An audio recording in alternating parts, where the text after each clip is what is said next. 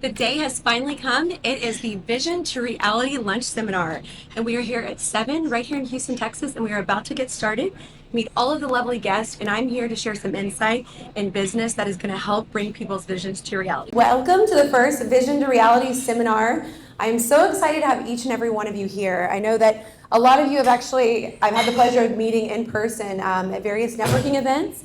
And then some of you, it's the first time we're actually meeting. So it's really exciting to put these faces with the names that had purchased tickets to be a part of such a special event.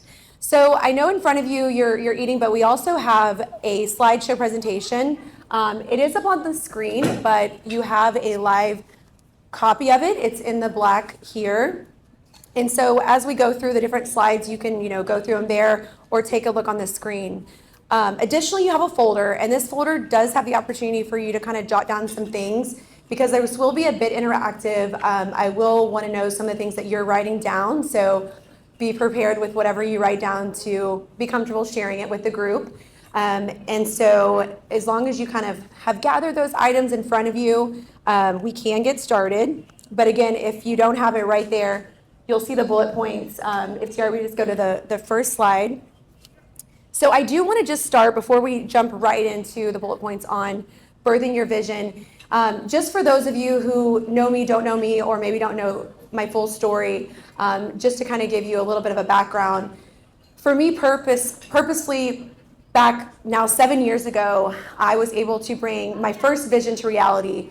Of course, as we grow up, there's many things throughout life that we are we have a vision to do from a young child, to an adult that we bring to reality. This is something that right now there's something on your mind today that you really want to cross that finish line with. But I'm sure that there are many things that you have already done in your life and you can probably, remember and recall.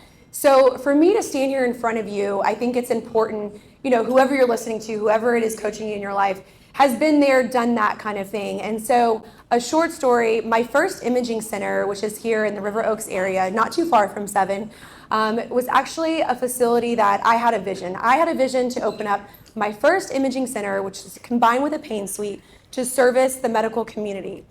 And we are talking a full brick and mortar, an MRI machine, a pain suite, full staff, everything you can imagine that goes into servicing patients in the community. And so that's a really big vision I had. And I personally didn't have the financial resources to just jump in and do it. So it took a lot of no's, me walking around and meeting with different banks, meeting with different individuals that I could find that would truly believe in what my vision was so that we could bring it to reality. I ended up coming across a young lady through an introduction, and she happens to be a CPA. And when I explained to her my vision and what I wanted to accomplish, she was the first person that actually, gave me that first $150,000 loan to buy the MRI machine that I needed. And she just said, I'm going to take on your taxes in return for, doing this. That way I know exactly, what's going on with my money / your money. And her taking that chance really led to other investors coming on board. So I valued that facility at $1 million at the time. And so I went around and raised $10,000 a share, and I was able to get the money to build out the facility. Actually, the owner of this place, 7, named Tarek, actually built out the location for me, oddly enough. And so that's actually full circle.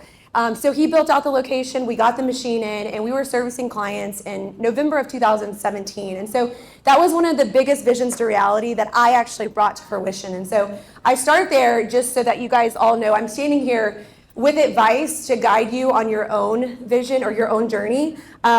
And not just coming here to speak from a place that's unknown.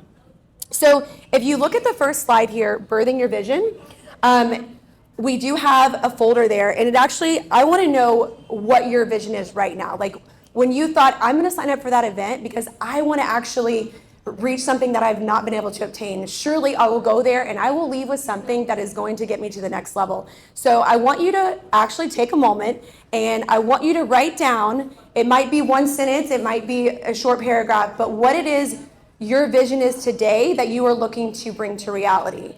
And I'm actually going to give you just a few moments because I'm going to ask a few of you what it is your vision is.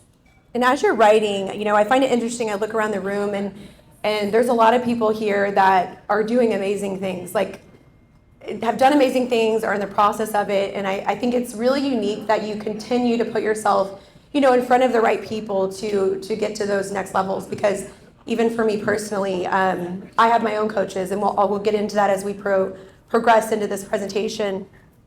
But just seeing you all here, I'm like, girl, you've already got your vision and reality. So, but I'm anxious to know what some of you guys jot down. On the next page, it actually gives you a place to write 3 things. And these are 3 things that are going to move you closer to the vision that you wrote down today. So it's not going to be just 3 very general things. These are things that when you leave this room today, you can actually take action.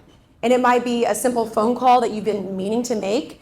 It might be stopping by somewhere on a Friday afternoon with someone unexpected to see them because you've been meaning to and you're putting it off. Whatever it might be, I want those to be 3 action steps that are actually going to begin when you leave today. And as you're writing those, I think it's so interesting to think about. So like every great achievement, it started as a vision. So, I mean, when you think of Microsoft way back when you think of the iPhone, when you think of a restaurant like 7 or the beautiful chairs and tables, like everything started as a vision. Like there's nothing at all that didn't start in someone's mind. So just like today, what you're writing on this paper, this is something that you're creating in your mind the same way that someone else did. And some of these things can be magic. They can be, something that might just benefit you and your family, but it's very likely that what you're writing and what you're going to bring to reality is going to transform not just your life, but the lives of others. Everyone that's directly impacted by you is going to be impacted when you actually make this a reality. And I think we don't think about, we think from a selfish perspective, like she mentioned, it's not selfish because you know what's in you and you know how it's going to help others, whether it's, type of coaches out there, or if you're actually somebody that, is in the healthcare community servicing others, what it is that you create is going to make a much bigger difference. So Arlene, what did you write as one of your first steps? Okay, so prepare for maximizing your earnings. Prepare for maximizing your earnings. Okay, and maybe go ahead and tell me what your vision statement was so I can connect the dots on that. Sure. So I would like to create a network of providers that help to increase access to mental health care and decrease the rising rates of suicide. And so to do that, Let me let you hear you a little bit better, yeah. To do that, I have to, or encourage, I have to, but I want to, feel driven to encourage other nurses and other providers to start their businesses and support other individuals. So my step is I'm having a webinar on Sunday, and so my first step would be to prepare for it, make sure I'm 100% ready. I love that. No, that's great. And I think, we all know preparation is key, right? We go into things a lot of times on the fly, but the more you prepare, the better the outcomes are, and it's just, it'll run a lot smoother. So I love that. What about you, Carrie? What did you put as let me hear your vision, and you can then tell me your first step. Okay. So, my name is Carrie. I have a very diverse background, but my passion, I would say, is in aesthetics. So I've been in the aesthetic industry for about 11 years, doing business management, things of that nature, and I recently switched over to the provider side. So I love helping people look and feel their best and help them feel what they feel on the inside, young and energetic, and look that way on the outside too. So my vision is to open my own medical aesthetics med spa, specializing in internal wellness and aesthetic wellness, combining the two together. So that way it's an internal versus, going outward. So it's much more on longevity and anti-aging. And then become an educator and just help educate people on how they can do things in their own lives to adopt habits that can actually help with their longevity, beauty, and all that good stuff. So my first step is I'm actually going to nursing school. I really want it just so that I can have that education and that knowledge to be able to give the feedback and help other people as well. I love it. And you are already, how far along? You've got your MA and you're now starting like the first, yeah. I mean, well, you've got many degrees on the wall when I go in there and get my face worked on by you. But I know that you're pushing along, and this is something that somewhat like back 10 years ago when we first met, it wasn't your vision, and I remember some of those visions that did become reality. So I know that what you're doing now will become just that as well. So I think with you, because you're already as far along as you are, there's a part of you that is feeling stuck in that way because you're not creating something brand new. You've already created this coaching business, and you're now trying to balance it with your family, right? Is that kind of a lot of what you? Right. As we progress into this, I think you might find some of the answers, but if not, I'll definitely talk, and so we can kind of brainstorm to get to those next things. I know on the third bullet point, or the second one actually, so do you believe? It sounds like such a simple question, but believing is so important. Not sure who are Christians here. I am, but I know in the Bible, like Mark 11, it says, I tell you, you can pray for anything, but if you believe you've received it, it will be yours. And it is so very true. Pray about it, but then truly believe you've received it. And that's something that, is spoken in the Word. So obviously we can't go wrong with the Word. But believing is so very important. If you can view it, you can do it. If you can see it, you can be it. So we all have the potential to turn this vision into reality.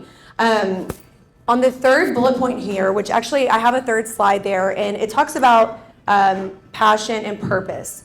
And this is something that is really like close to home for me. I feel like a lot of things in my life I've been passionate about, but they weren't really aligning with the purpose I had behind that. And so I think it's important. You can write that down, but I'm going to just kind of continue talking to reflect on what fuels your passion and gives you a sense of purpose. Passion is a driving force that propels you forward even when obstacles arrive, and purpose is what gives you the vision. So two short stories. So when I think about passion and purpose, having them aligned there's an example here that I'm going to basically make. So when you think about your passion, for me in particular, I date back to 2007 when I was 26 years old and I was moving to LA, and I wanted to be a famous actress. That was I was so passionate about being on the big screen.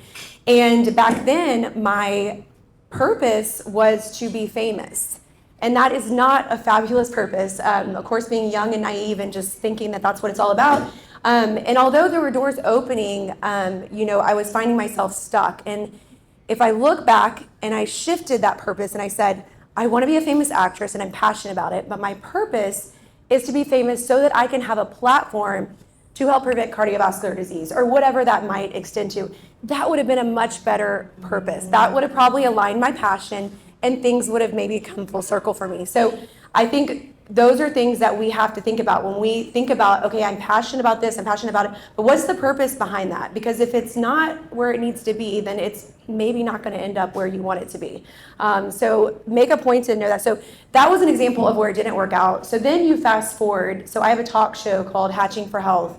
And this was a passion that I had to have a talk show, not just any talk show, but a talk show where it could actually help others. And so the passion was to have a talk show. The purpose was to help children with rare conditions with hopes of finding cures.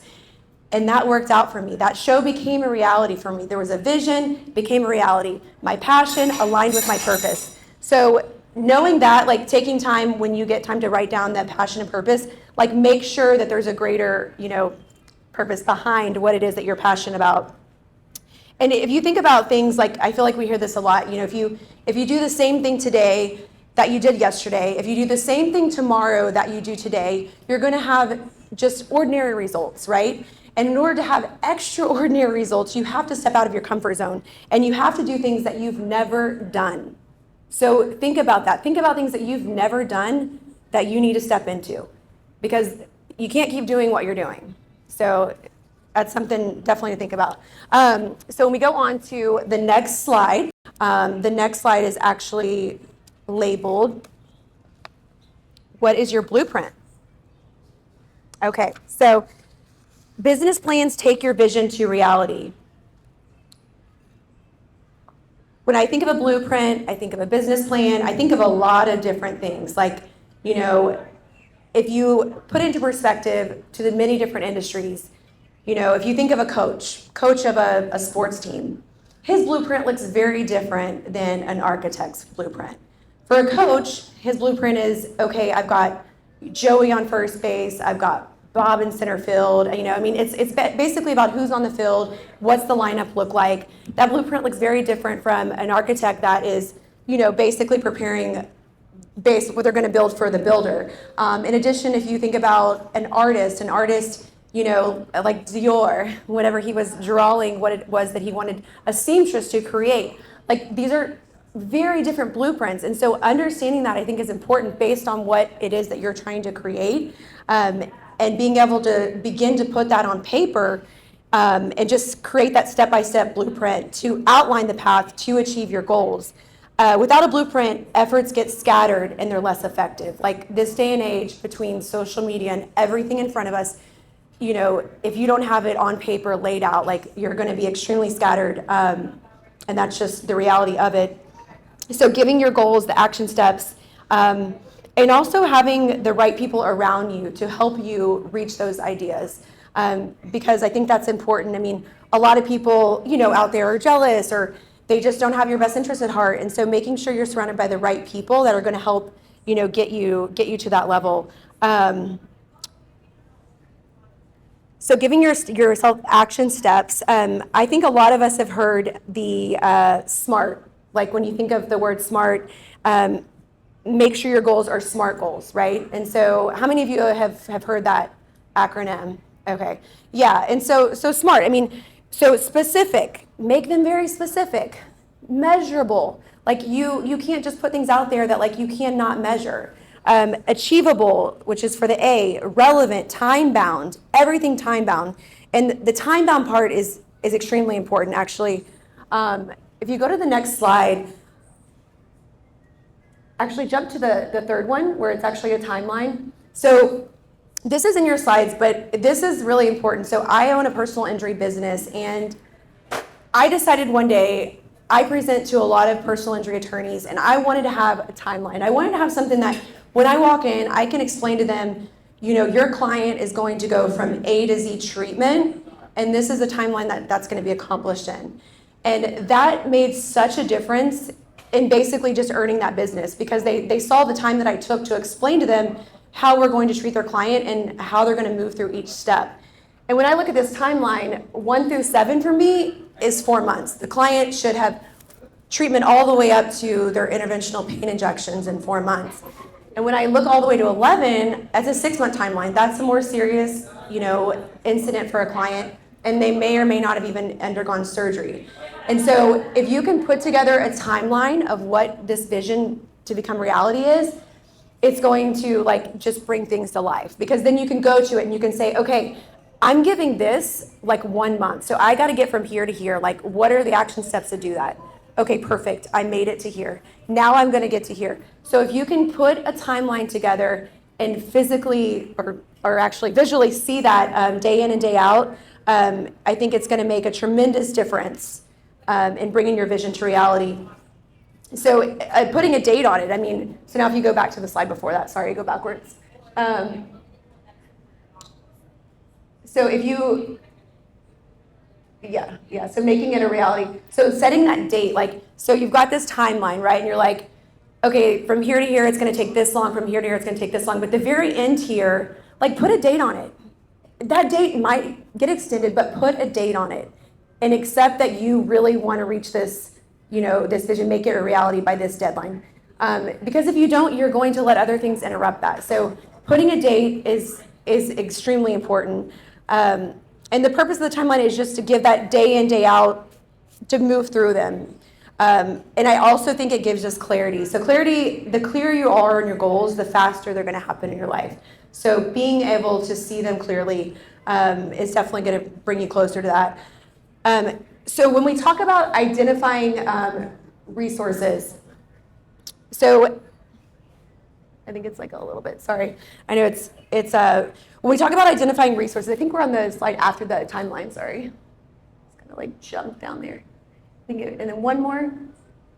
Yeah, so actually it's a little before, I'm sorry.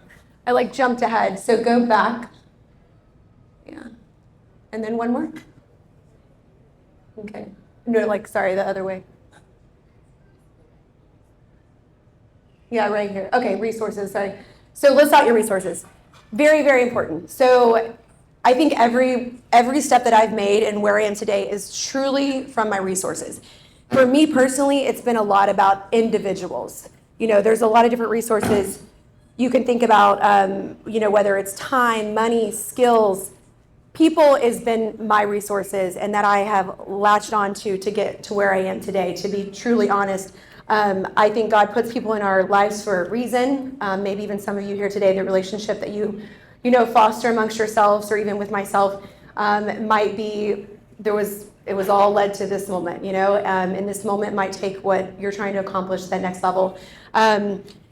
So when I say this, leverage others, I don't mean take advantage of others, but if people are in a higher state than you, and not just from a financial perspective, but as it relates to what they're doing in business, and something that you're trying to align yourself with, like, don't hesitate to leverage that relationship. I do think it's important to be very clear with it, and I say that because, in the end, if you maybe exceed more than them, or level up with them, like, you don't want it to seem like you were going around them and just trying to get information. Like, so I know personally, when I opened my first imaging center, like, I worked for an owner that had a chain of imaging centers, and so my relationship with him was very open. I said, I want to be like you. I want to open an imaging center of my own. And as I'm telling him that, he's opening multiple. So in my mind, I'm like, I want to open multiple just like you. And so I basically literally would spend as much time as I could with him.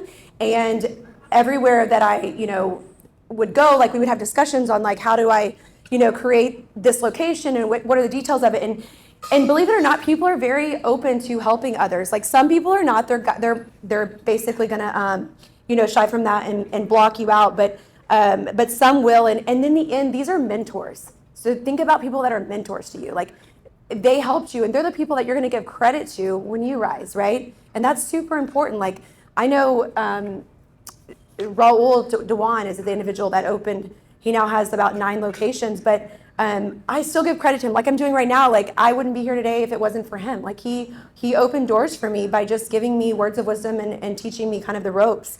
So look for those people. And then working with professionals. So Olympics just came and went, right? You have some of the best athletes all of the best athletes from all over the world. They won gold medals. Each and every one of them have a coach. Every single one of them. None of them did that on their own. I mean, they were given the God-given ability, but there was a coach that helped bring that to fruition. So what does that tell you? No matter what level you are at in your career, today, tomorrow, or many years from now, you have to realize that having professionals around you is extremely important. And I personally am a part of a group called Vistage. I don't know how many of you guys know Natalia. I've shared with you a little bit about that. But that's a group that it's basically all CEOs. And yeah, I pay for it monthly, but I go and I sit in a room, all walks of life, different industries. And we basically sit there and we share what it is that we do, and we help others with, like, life, basically, like, helping in whatever company that they have. How can we help you, be better? And people come up with all different topics. There's a speaker that spends the first hour of it. So anyhow, it's something called Vistage that I personally use because I need to always have, a coach or somebody guiding me. And I think back, so I'm personally an athlete, and I think a lot of, my energy and my focus and my drive comes from growing up an athlete. Like, I started as young as 8 years old. So if you can imagine, at 8 years old, I had a coach, telling me what to do, coaching me, and I ended up going in to play collegiate sports. And so I was, my goal was to be a professional athlete. So I basically, went from, playing little league to team sports to summer, like, sports. So I was, like, year round, and got scholarships, and it paid my way through college to get my kinesiology degree. But I had a coach, like, all along the way, the entire time. I even went and trained with the women's Olympic handball team. And there was a coach there, and I was, at the time already 30 years old, and was like, I'm going to be on this Olympic handball team. And I made the residency program, which was incredible. But I had my career, and I was like, I think I should focus here. But, it's just, I was always engaged with like the coach and what it is I'm doing, whether it's, from being an athlete to now in a business matter. So no matter what level I achieved, I still had a coach and continue to train me. And so just think about, as you're here today, like who's guiding you? Who's guiding you? So you need to have those people. So the last one here is let's pledge to your vision. So when you hear the word pledge, pledging to your vision means committing fully to your goals and staying dedicated to achieving them no matter what challenges you face. No matter what challenges you face, because you're going to face challenges. There's so many individuals out there that are like, you would never even think that they had a challenge, like Walt Disney, for example. He went to 301 banks. 301 banks Walt Disney went into. And finally, the 301st one said, I'll take a chance on you and we'll build Disneyland. Can you imagine if he had given up at 200? I mean, that's Walt Disney. So it's knowing that you're going to face those challenges and you have to overcome them. Two other well-recognized individuals, Colonel Sanders, he was 66 years old when he started KFC. Who knew? I mean, that's like one of the, popular little fast food chains in America. And at 66 years old, that became a reality. The Dr. Seuss, the one that published the Seuss book, or was looking for a publisher, he went to 27 people to publish that book. And it makes millions, and we still buy it for our children today. So if he had stopped at 25, it wouldn't be here, and the money wouldn't have come, and the people that it touched. So I think it's important, and I'll go back to another verse. So Jeremiah 29:11 says, sorry, I'm not going to cry. For I know the plans I have for you, declares the Lord. They are plans to prosper you and not harm you, and plans to give you hope in a future. I say that because God is going to hold you accountable to what he's called you to do. And so when I talk about those examples, like if they had given up before they achieved that, don't disappoint him. You can't give up. He's going to be there at the end to say, I called you to do this. Why didn't you do it?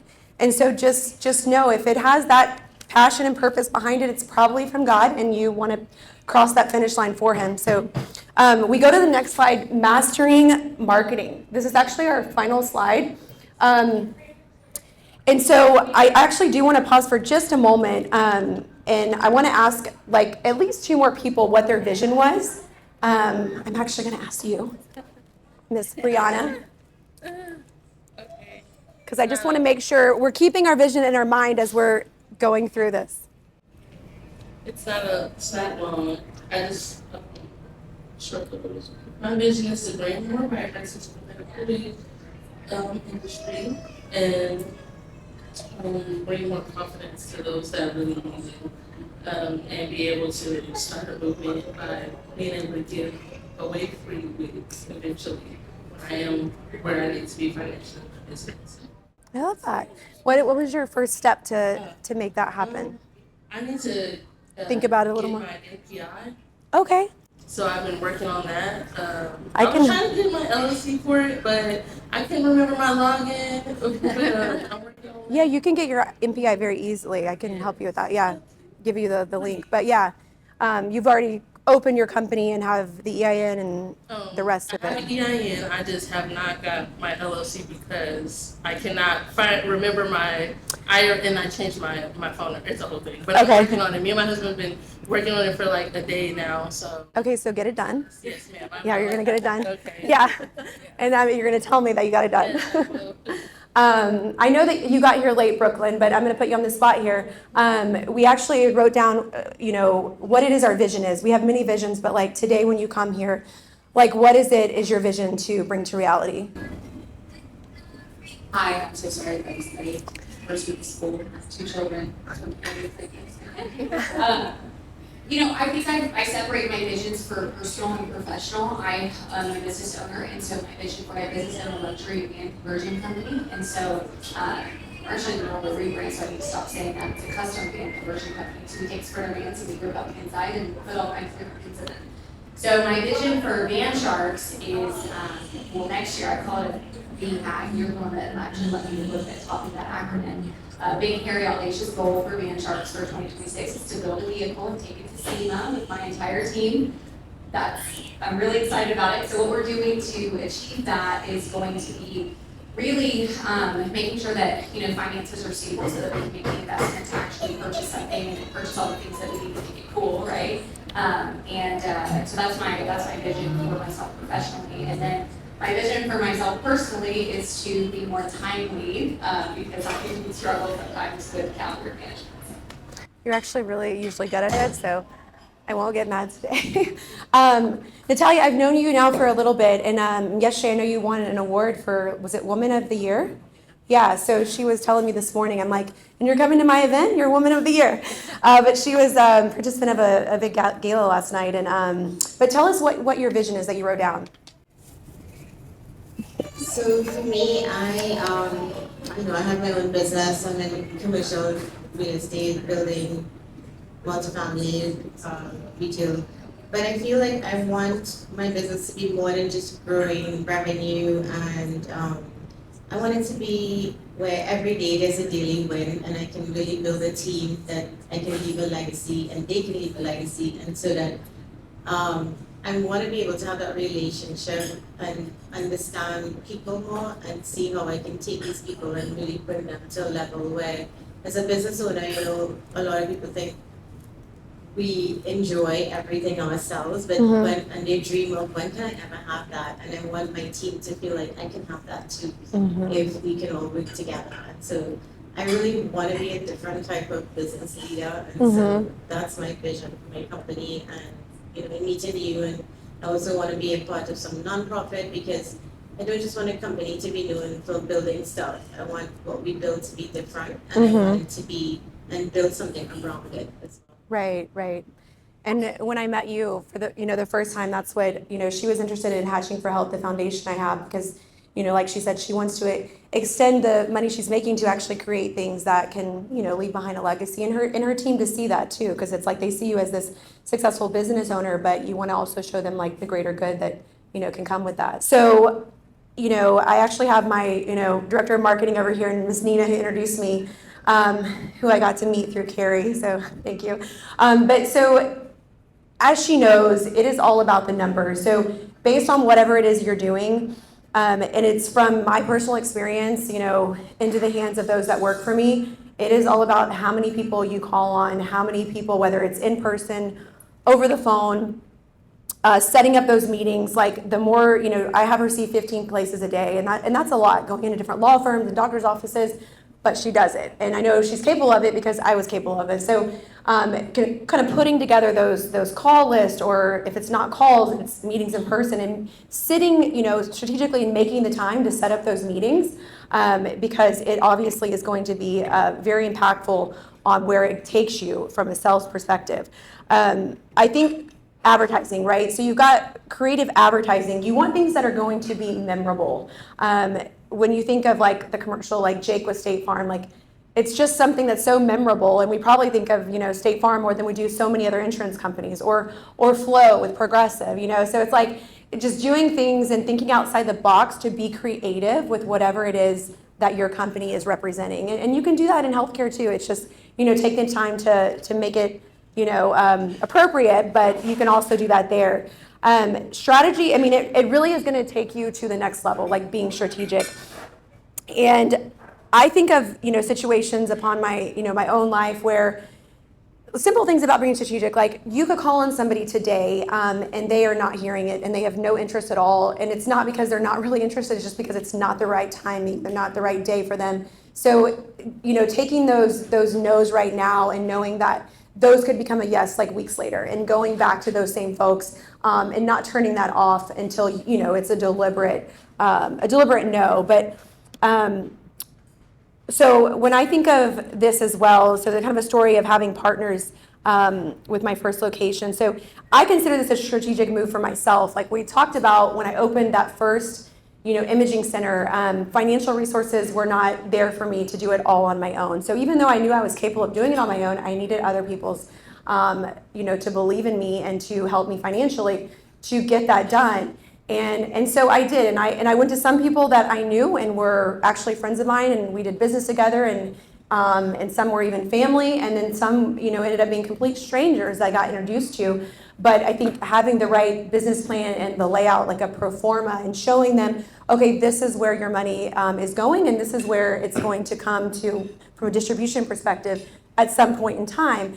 And so when I got that first location open and raised the funds, it was great. But I knew in the end I didn't want to have, at the time, 7 partners. Like, that wasn't my goal. My goal was to have this business on my own and to open another one, and to be free with those, So it's not to say partners are a bad thing, but my strategic goal in that was to get the first one open, to have a proven concept for myself.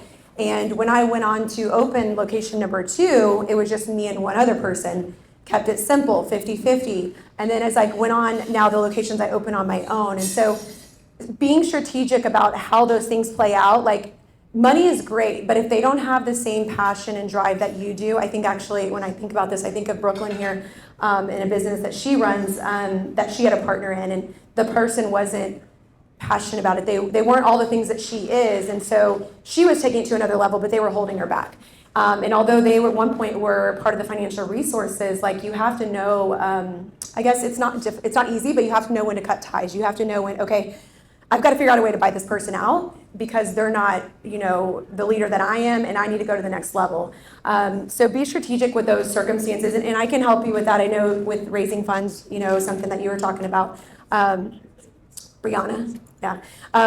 So definitely thinking of that, and also based on what your business is, loyalty programs. So I used to own a med spa, and that was something that would help keep customers coming in. We basically, and it's simple. Actually, I'm a part of a loyalty program with the spa that Carrie works at now, and it's when you create these things that the customer basically feels connected. I mean, sometimes just simply drawing money out of your bank account makes you feel like, I want to go there and get another service done and not go to the other spa around this corner.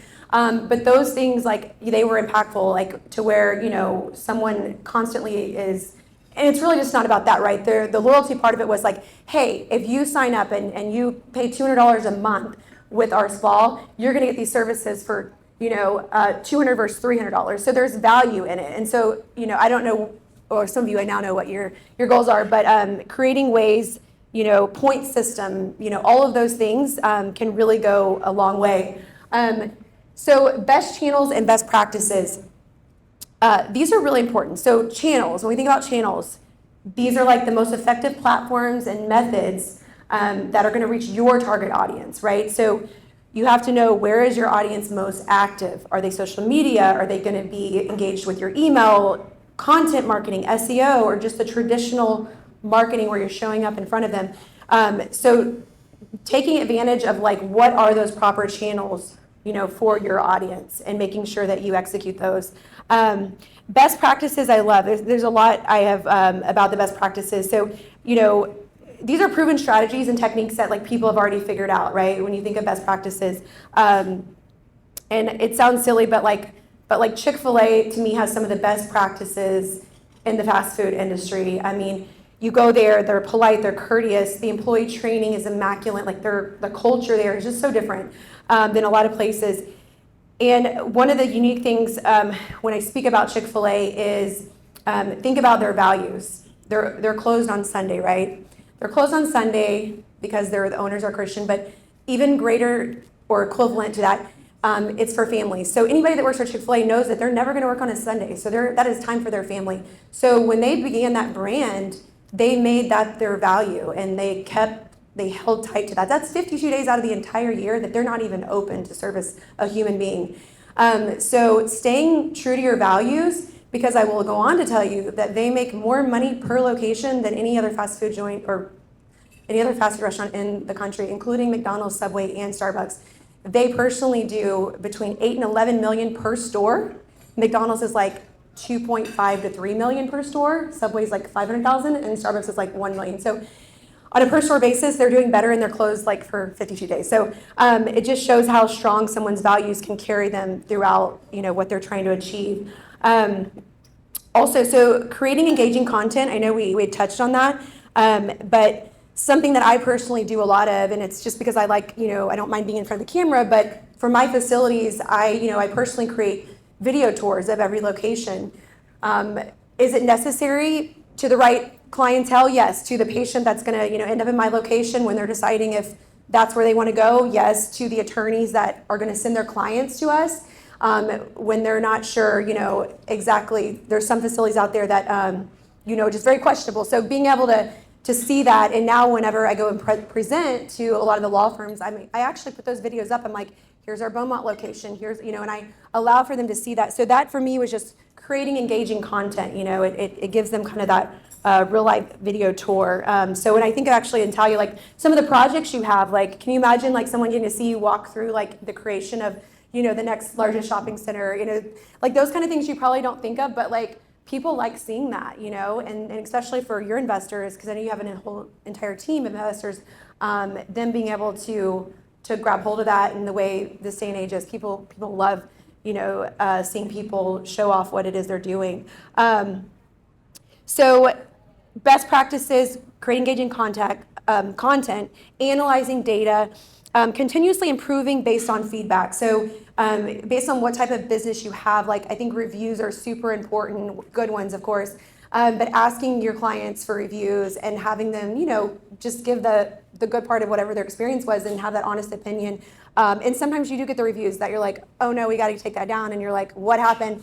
Let's chase down the situation to fix it. But I think that's a lot of times honest feedback, and sometimes, it puts things to the forefront that need to get corrected.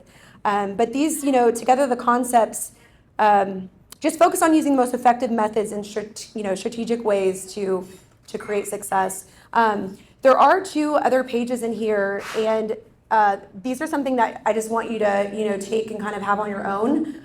Your vision to reality business plan, and then the last page was reflecting on notes.